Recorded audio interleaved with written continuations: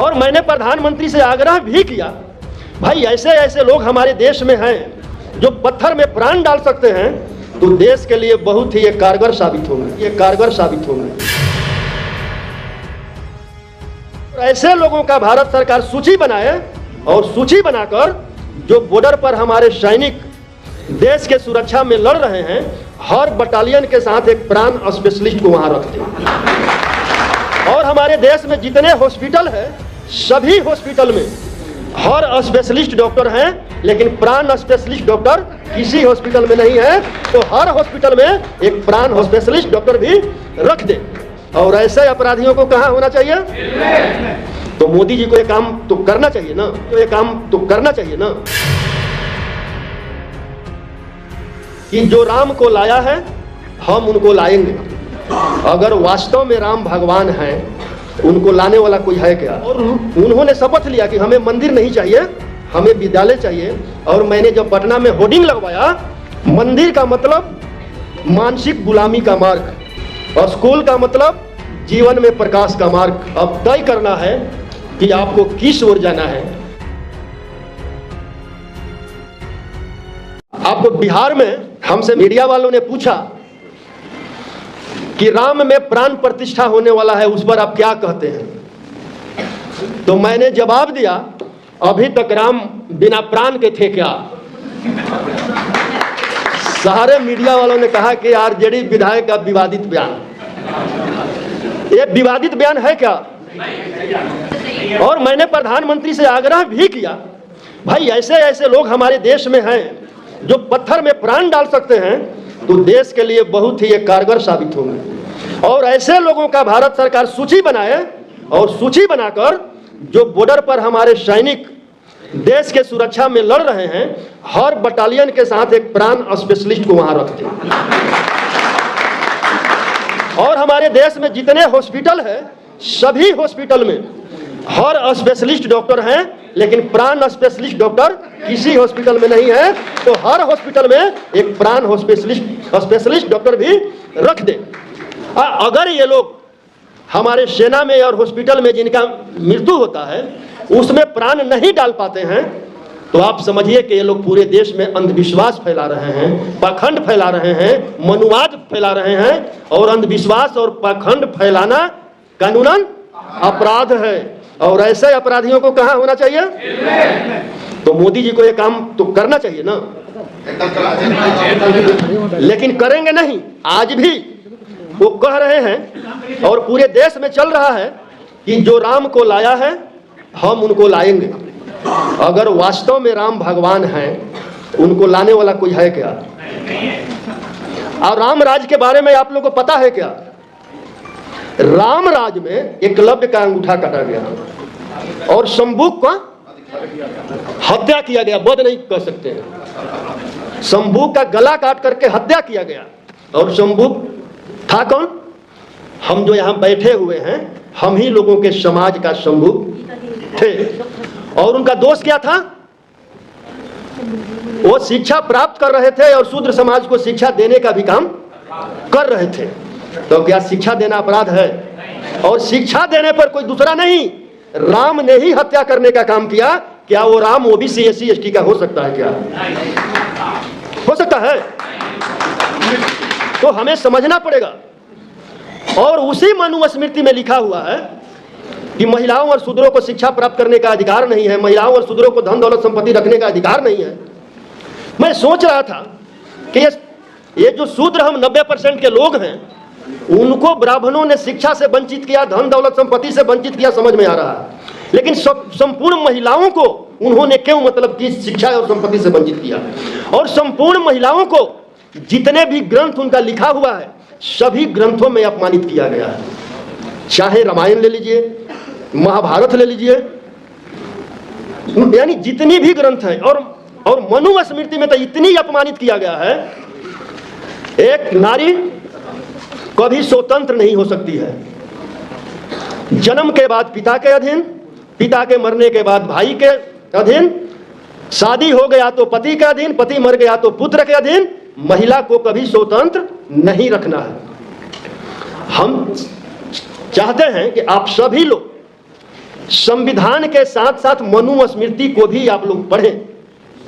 मनुस्मृति उन लोगों का लिखा हुआ है जो लोग आज राम को लाना चाह रहे हैं, राम को ला रहे हैं, और 24 में चुनाव के बाद मनुस्मृति लाना चाह रहे हैं। मनुस्मृति में जो है 4 वर्णों में हमें बांटा गया है। सबसे ऊपर ब्राह्मण, जो ब्रह्मा के मुख से पैदा हुआ है, और जिन ओबीसी एससी एसटी के लोगों को यह भ्रम है कि ब्राह्मण ब्रह्मा के मुंह से पैदा हुआ है, उनसे हम आग्रह करेंगे कि सभी लोग ज्योतिबा फूले का गुलामगिरी पढ़े, और उससे थोड़ा सा नीचे कह लीजिए या नीच कह लीजिए क्षत्रिय, और उसे थोड़ा सा नीच वैश्य। ये वैश्य नहीं जो तेली हैं, हलवाई हैं, सूड़ी हैं, रौनियार हैं, वो वैश्य जो बड़े बड़े पूंजीपति हैं, अडानी और अंबानी जैसे, जो वैश्य जनरल कोटे में आते हैं।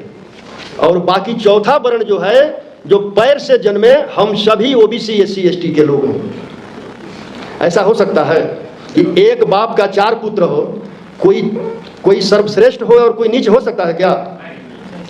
तो हम फिर से दोबारा नीच न बने, उसके लिए भी केंद्र में बैठे सरकार को 24 में हमें सबको एक होकर के मिटाना पड़ेगा।